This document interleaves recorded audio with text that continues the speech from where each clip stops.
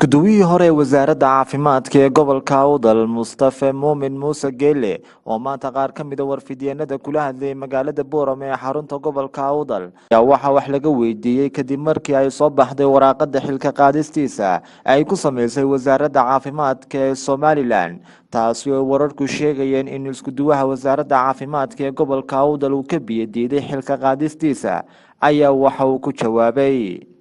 anigu ma arko sida ay dadku arkaan sababtuna waxay tahay shalay markii la magacaabayay ma oran karo anigu waan diidanaa iyo waan ku faraxsanaa walow kaana aan garanayno marka xil lagu dhiibayo marka hore farxadeeda uu leeyahay asaatay marka dhex gasho culeyskeega iyo hawshiisa adkeys biyadiidnimada xilka la iga qaaday sida dadku ay u arkaan anigu maan qabin sababtoo ah waxaan ogahay inuu sharci u yahay dowladnimada iyo systemka maanta aan harsanaynaana inuu ku dhisan yahay maalin in lagu dhibo maalin laga qaado marka ma qabo anigu arrinta biyadiidnimada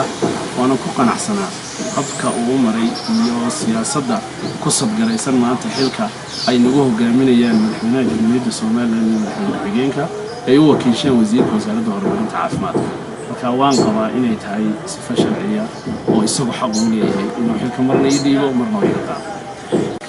marka mas'uulku ومال إنه وحكي قبضة دهانيو هي مرحلة وقت جاي تتصل الله معرينيو ولا بكرة جوانا كرا سيدا كلا عدة بديها كتير أو شرعي قوله حقنا قوله إني معريسه هي عدة برنامج كتير وربحين تفترفتين نيدا كهاي سبرنامج بس هما أركتي أها وينو كلا أركتي دوين مركا أنا كهدانا هانيك وكيل كوجاها وزارة قبلك عن وكيل كوجاها وزيرك يكفيجينك يا اسمها wax saameyn guud ah oo oran karo hawshaasi way lahayd oo uu igmaday wasiirku ma ay jirin dhinaca kale iskuduwihii hore wasaaradda caafimaadka ee gobolka Awdal oo hadalkiisa sii wata ayaa waxa wax laga weydiiyay in xilka qaadistiisa ay saameyn ku yeelatay bashooyin iyo sidoo kale dhaliilo adag oo loo soo jeedinayay wasaaradda caafimaadka ee gobolka Awdal dadka ku dhaqan deegaanada hoos yimaada gobolka Salal ayaa waxa uu ku jawaabay waxaan ku tirikuteen ahayn Mustafa waxa loo aaneynaya inuu xaglin u sameeyay wasaaradda uu dhaafay uuna ka biyadiiday sidii loo maareeyay qalalaasihii ka dhacay laakiin waxaan arkaa oo ii muuqatay waqtigaasi in caqabado badan dartood iyo hawlo badan oo meesha ka jiray dartood inaan anigu dhinac marka la eego aan ka joogsaday si ayna meeshaasi isku dhac iyo ayna u imanin dadkaasi inay isa seegaan habkii ugu munaasabka ahaana wadada aanu maareeyon u maray taasina ay booq iyo qayl ka dhalatay hase ahaatee anigu xayndaabka inaan dhaafo doonaynin ayaa waxaan u maareeyay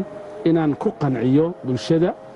qofkii xaq u lahaa in hawshaasi uu qabto walow kaana ayna kaliya ku saabsanaynin hawshaasi in wasaaradda oo kaliya ayna ku saabsanaynin hay'adaha wada shaqaynta dhow ay leeyihiin dhinacay ka taagnaayeen laakiin aanan u muuqanin dadka banaanka ka jooga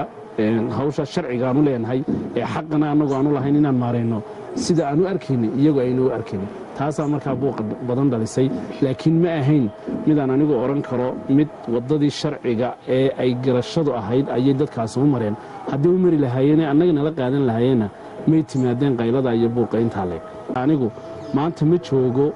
mana ihinin looga baqayay in xilgudasho la'aan ay hawshaasi ay ka taalay anta anigu ma ihi in looga baqayo xilkaas ayuu wax ku ahaa ama xilkaas ayaa ay raacsan tahay mustaqbalkiisa iyo hawsha uu qaban doono noloshiisa nin xirfad caafimaad leh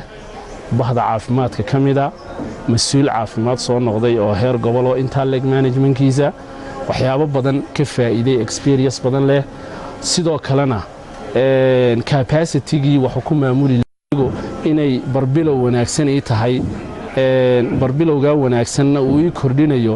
inaan kalsooni mugle aan ka qaatay inaan karayo aanan awoodana inaan hore halkaa uga sii socdo waana rajaynaya haddii ilaahay yidhaahdo hawshaydu inayna halkaa ku ekaanin laakiin inaan halkaa ka sii anba qaado horena aan u sii socdo haddii ilaahay yidhaahdo waa Jamaal Cumar Tubeec telefishinka caalamiga ee Badda Cas 24 TV magaalada Boorama